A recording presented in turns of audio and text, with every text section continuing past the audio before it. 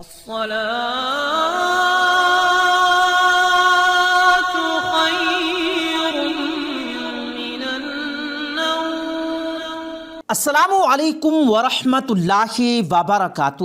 پیارے دوستو، آج کی اس ویڈیو میں ہم بات کریں گے ایک عجیب و غریب جنازے کے بارے میں، ایک ایسے رئیس آدمی کا جنازہ جسے پڑھانے کے لیے ہر ایک مولوی انکار کر دیتا ہے کہ اس کا جنازہ نہیں پڑھاؤں گا۔ تو پیارے دوستو، تمام مولویوں نے جنازہ پڑھانے سے کیوں انکار کر دیا، آج کی اس ویڈیو میں آپ کو بتایا جائے گا۔ لیکن ویڈیو شروع کرنے سے پہلے آپ لوگوں سے ایک چھوٹی سی گزارش ہے کہ اس ویڈیو کو ایک لائک کر کے ہمارے چینل کو ضرور سبسکرائب کر لیجئے گا۔ پیارے دوستو، کسی شہر میں ایک ایسا آدمی رہتا تھا جس کے پاس اللہ تبارک و تعالیٰ کا دیا سب کچھ تھا۔ اللہ نے اس کو دولت، عزت، شہرت، اولاد، الغرض دنیا کی ہر نعمت سے نوازا تھا، لیکن ان سب کے باوجود ایک نیک، ایماندار اور اللہ والا انسان تھا۔ مال کا زیادہ تر حصہ غریبوں، مسکینوں اور یتیموں پر خرچ کر دیا کرتا اور ہمیشہ غریبوں کی مدد کیا کرتا تھا۔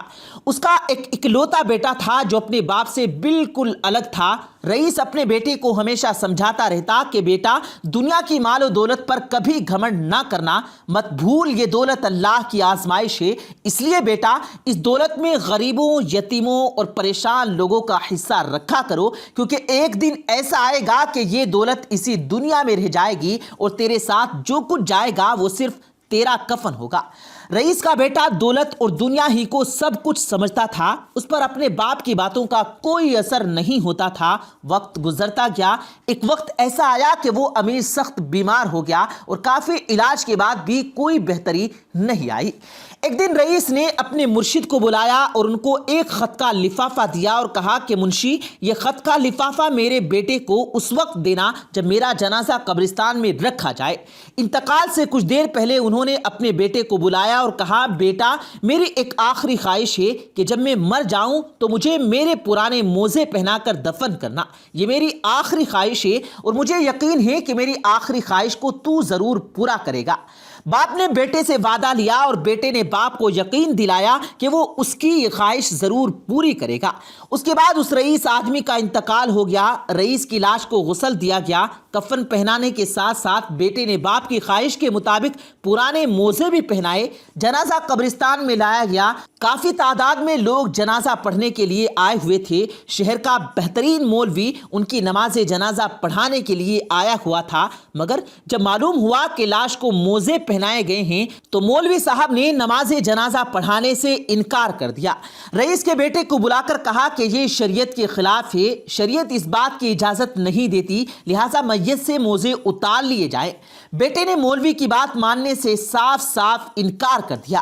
رئیس کے بیٹے نے کہا، یہ میرے باپ کی آخری خواہش تھی جو انہوں نے مرنے سے پہلے وعدہ لیا تھا، اس لیے ان کی یہ خواہش میں ضرور پوری کروں گا۔ اب قبرستان میں یہ مسئلہ بن گیا، سب لوگ رئیس کے بیٹے کو سمجھا رہے تھے مگر وہ کسی کی بات نہیں مان رہا تھا۔ انہوں نے شہر کے بڑے بڑے علماء کرام سے رابطہ کیا، ان کو پیسوں کا لالچ بھی دیا کہ وہ نماز جنازہ آ کر پڑھائیں، مگر شہر کے کسی بھی عالم نے ان کی یہ بات نہیں مانی۔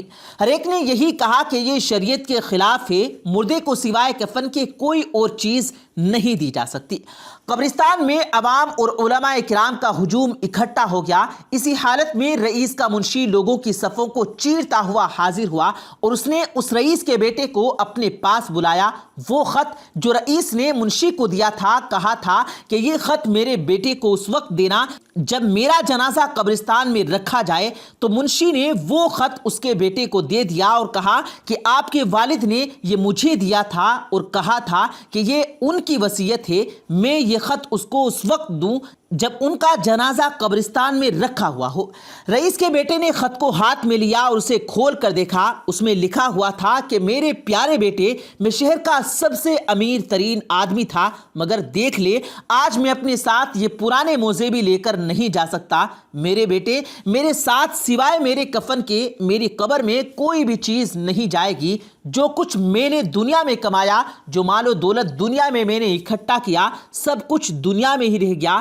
میرے بیٹے میں تجھے وصیت کرتا ہوں کہ میں جو کچھ چھوڑ کر جا رہا ہوں اسے نیک راہ پر خرچ کرنا۔ میرے بیٹے دولت پر کبھی تکبر نہ کرنا، کبھی گھمنڈ نہ کرنا۔ اس نے جب خط کو پڑھا تو زاروں قطار رونے لگا اور اپنے باپ کے موزے اتار دیے۔ نماز جنازہ پڑھایا گیا اور اسے دفن کر دیا گیا۔ اس کے بعد اس کے بیٹے نے باپ کی طرح کام کیا۔ اس نے اپنی مال و دولت کا زیادہ تر حصہ غریبوں، یتیموں اور مسکینوں میں خرچ کر دیا اور ایک اچھی زندگی گزارنے لگا۔ پیارے دوستو، کچھ واقعات اور قصے اور کچھ کہانیاں گزر تو جاتے ہیں لیکن انسان کے لیے کافی سبق چھوڑ جاتے ہیں۔ سچ ہے جب انسان مرتا ہے تو مر ہی جاتا ہے اور سوائے کفن کے اپنے ساتھ قبر میں کوئی بھی چیز لے کر نہیں جا سکتا، اور جو چیز ہمارے ساتھ قبر میں جاتی ہے وہ ہمارے نیک اعمال ہوتے ہیں۔ پیارے دوستو، اب ہم آپ کو بتاتے ہیں کہ ہمارے نبی حضور صلی اللہ علیہ وآلہ وسلم نے فرمایا کہ ایک مسلمان کے دوسرے مسلمان پر 6 حق ہیں۔ اگر کوئی شخص اپنے مسلمان بھائی کا حق مارتا ہے یا اس کو اس کا حق نہیں دیتا تو وہ شخص اللہ تبارک و تعالیٰ کے نزدیک گنہگار اور مجرم سمجھا جاتا ہے۔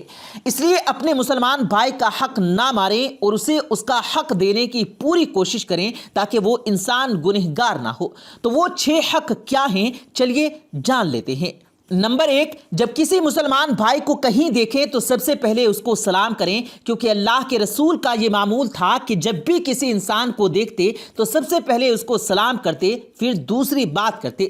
لیکن آج کا مسلمان ایسا نہیں کرتا، بلکہ ملاقات ہوتے ہی باتیں کرنے لگتا ہے۔ یہ اسلام کے خلاف ہے۔ اس لیے جب بھی کسی مسلمان سے ملاقات ہو تو سب سے پہلے سلام کریں، اور سلام کرنا سنت ہے۔ نمبر 2، دعوت قبول کرنا۔ جب کوئی مسلمان آپ کو دعوت دے اسے قبول کریں، یعنی اگر کسی انسان کے یہاں افطاری یا کسی خوشی میں شریک ہونے کے لیے دعوت دی یا کسی بھی قسم کی وہ دعوت ہو اور وہ آپ کو دعوت پر مدعو کرنے آیا ہو تو اس کو منع نہ کریں بلکہ اس دعوت کو قبول کریں۔ یہ ہمارے نبی کریم صلی اللہ علیہ وآلہ وسلم کے طریقوں میں سے ایک طریقہ ہے، اس لیے دعوت کو ضرور قبول کریں۔ نمبر 3، نصیحت طلب کرنے والوں کو نصیحت کریں، یعنی اگر کوئی شخص آپ سے مشورہ مانگ رہا ہے یا کوئی کام کر رہا ہے یا کوئی شخص برائی کر رہا ہے تو اسے اچھا مشورہ دیں، نیک کام کی دعوت دیں اور اس کو اچھائی کی طرف بلانا یہ نیکی کا کام ہے، کیونکہ وہ جب تک نیک کام کرتا رہے گا اس کا صلہ، اس کا اجر و ثواب آپ کو بھی ملتا رہے گا۔ اس لیے جو بھی شخص برائی کر رہا ہے تو اسے نیک کام کا مشورہ دے۔ نمبر 4، چھینک کا جواب دینا، یعنی اگر کوئی مسلمان چھینکے اور وہ الحمدللہ پڑھے تو آپ اس کے جواب میں یرحمکم اللہ کہیں۔ ایسا کرنے سے اللہ کے نزدیک نیکی کے حقدار ہوں گے، اور چھینکنے والا الحمدللہ نہ کہے تو آپ اس کا جواب دینا ضروری نہیں ہے، اس لیے چھینکنے والے کے جواب میں یرحمک اللہ کہیں۔ نمبر 5، جب کوئی بیمار ہو تو اس کی عبادت کریں، یعنی اگر کوئی مسلمان بھائی بیمار ہے تو اس کو دیکھنے ضرور جائیں، بلکہ جب وہ اس کو دیکھنے جائیں تو کوئی کھانے کی چیز ضرور لے کر جائیں۔ ایسا کرنے سے انسان کے دل میں آپ کے لیے محبت پیدا ہوگی، اور سب سے بڑھ کر اللہ تبارک و تعالیٰ کے نزدیک جنت کے آپ حقدار ہوں گے، اس لیے بیمار آدمی کو ضرور دیکھنے جایا کریں۔